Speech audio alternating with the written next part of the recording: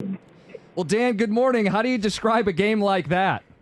It's a W. We'll take it. You guys just find ways to win, it feels like, every single week, and it's not the same way every single week. No, it's not, and it doesn't matter how it goes. I mean, that is the nature of this league and the opponents that you face and where you're at. No two wins are alike, and that's ultimately what it comes down to, is finding a way to win. And as long as that's really part of your bedrock, is overcoming, and no matter what, you're never out of it, and let's just find a way to get it right. And we do that. We have that. That is part of us, and that's the most important ingredient in any winning team. You have some halves where, you go into halftime, you're up, maybe things have gone well, maybe things haven't gone well, but to continually shoot yourself in the foot, what was the conversation? How do you handle a halftime like that? Because defense came out with their hair on fire. Yeah, look, I thought our defense played pretty good. There was a couple of things early. We had them, that first drive after a sudden change defensively, we had them in a 3rd and 18. They were already in field goal range. And man, we should have gotten off the field, and we make a little error there. And so a couple of these popped up. But you take that play away, you take another play away. For the most part, we played pretty dang good defensively. So we knew it was just, we were close to playing pretty clean. And then offensively, they just, they came out and we never really matched the intensity of that defense early. We couldn't find a rhythm. And then, look, the turnovers hurt. But here's the thing. The first turnover, Goff's throwing a hot, and Petrie makes a hell of a play. Ball gets batted, they get a pick, right? And so now your defense is in a tough spot. The next pick that you have is, throwing to Laporta. It's a good throw, man. It's a timing throw. We just don't quite make the play. The guy makes a hell of a play on it. It was literally one of those days where, it just wasn't – you just felt like the energy was favoring them for that day for a while. But I also knew we would get out of it. It's just a matter of when. You got to fight your way out of that. Things aren't going your way. And we were able to do that. They showed you coming out of halftime, and your face looked red. Were you emotional? Were you fired up? Like, the tone of that halftime, how did you get those guys ready to play the second half? Well, look, I think we just talked about what we can do better. I thought the coaches hit them well. There's a couple of things that we made a couple of adjustments, but also I just wanted to see us come out and switch the intensity a little bit, particularly offensively. Let's take it to them a little bit, and that was really the gist of it. It's just, clean a couple of things up. Nobody was frazzled. Nobody was, there's always going to be a little frustration with those things, but yet, man, that didn't put us in a bad way. We handle adversity pretty well here, so we knew we would get out of it. It's a matter of time, and so let's worry about the next play in front of us, and give that play your full attention and give it your full effort, and then let's see where this thing goes. Kickers can be a different bunch, and I've talked about my experience with them. I'm sure you've had some unique experiences with them, but Jake Bates, as a rookie, the Minnesota kick, these kicks in this game, he has had some big moments for you guys. How do you help, or how does Dave Phipp help him approach the game and moments like that?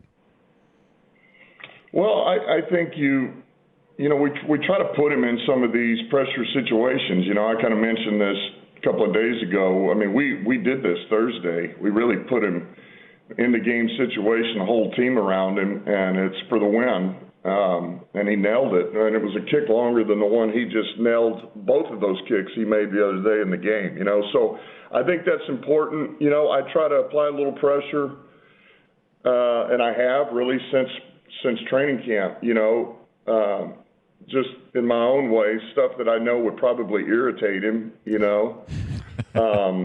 and just to make him not worry, but don't worry about it, block everything out, do what you do, and he's good about that. I mean, he really is. He's pretty good about just, he gets away from everybody, and he can kind of get in his own head in a good way and shut everything else out. And I do feel like there's something to him. When man, you put him in a competitive setting, and he's pretty good about that, and he just continues to get better and better. And he's a creature of habit. Phipp's done a great job with just, hey, man, trust your leg. Trust this ball's not going to move much because you got such a powerful leg. And, talking about like Green Bay last week in the elements, man, you kick it the same way. And if you don't make it, that's on us, not him, because we're asking him to kick it too far in the elements. Well, same thing here, man. Just trust your leg, push it. Don't worry about anything else. And, man, those were two huge kicks for us. You mentioned Jared Goff's first couple interceptions. The third one, of course, was just a deep ball before the half. But 5 interceptions is a headline. Level of concern with the way he played coming out of that game? None. I mean, everybody's going to think we're crazy. You're going to think I'm crazy. Anytime you have 5 interceptions, you're like, oh, I'm telling you, he didn't play a bad game. He played a pretty good game. And, I mean, there's really not one of those. I guess there's maybe one. But he's going where we're telling him to go with the ball. And he's putting it where we're telling him to put it. And then there's a couple of these that get batted. I mean, and it's like, oh, man, it gets batted up, interception here at the line. He's getting ready to throw. It bounces off the D lineman, interception.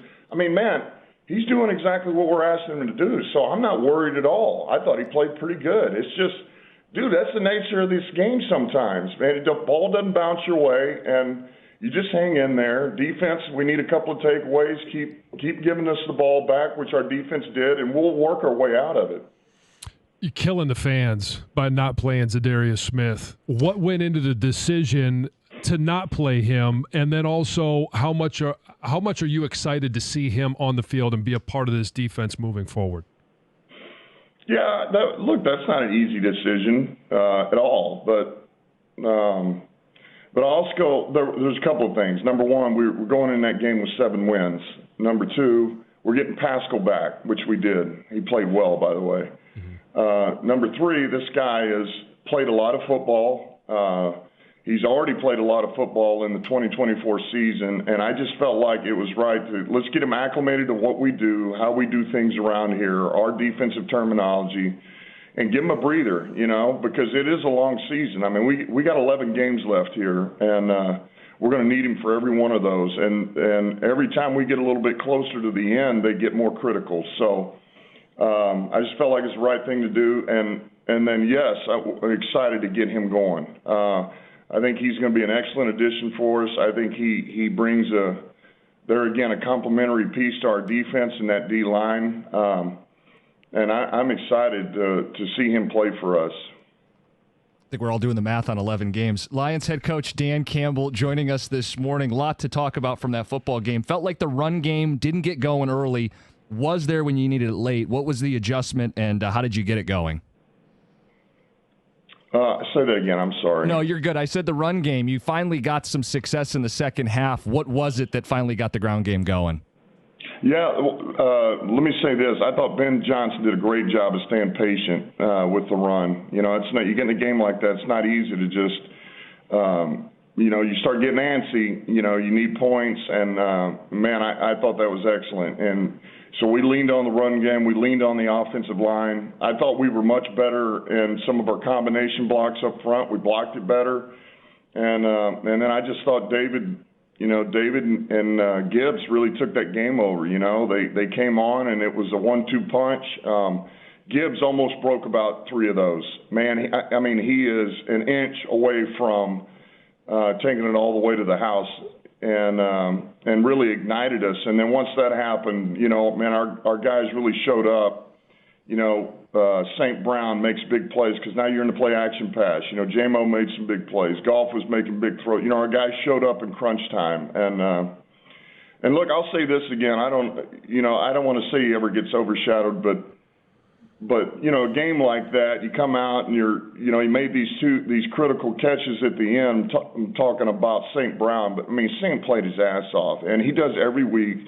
And there's so many things that people don't even realize or see. I mean, he blocked from start to finish and mixed it up the whole freaking game. And you could just see when it's time to go. Like, I love Saint because when it's time to, we got to start finding a way to win a game. Things aren't going your way. He doesn't press to the point of making mistakes. He presses in the right manner to help us win. And he's, we got a group of guys like him, and our guys will find a way to win over there. You've talked about the conversations you've had about winning the division, getting into the tournament at the end of the season. You mentioned the 11 games. How much of a conversation or awareness is there about getting the 1 seed? No, I mean, our guys know that. That was one of the things I talked about in training camp, and, because you got to work backwards. And I've said it before. You can't just keep saying that the end game is the end game. We all know that. So now what do you got to do? You got to win your division, and preferably you want to be the one, and that's kind of where it goes. And so that whole focus is the division and getting that 1 seed, because your odds go up. That only helps you. Doesn't mean you can't go all the way. If it's not that, and that's fine. You take it as it comes, but that's what we're shooting for, and ultimately that means you got to play each week one at a time, and you got to give it your full intention. It doesn't matter who you're playing.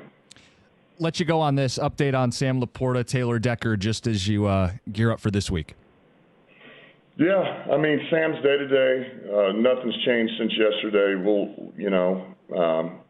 He really is questionable. I can't tell you where I would lean right now with him. Time will tell. And Decker is questionable. I know he's doing better than he was last week, and I feel pretty good about him. But there again, he's day-to-day. He's Lions head coach Dan Campbell. Appreciate some of your time. Thanks, Coach. Okay, thanks. Take care, guys.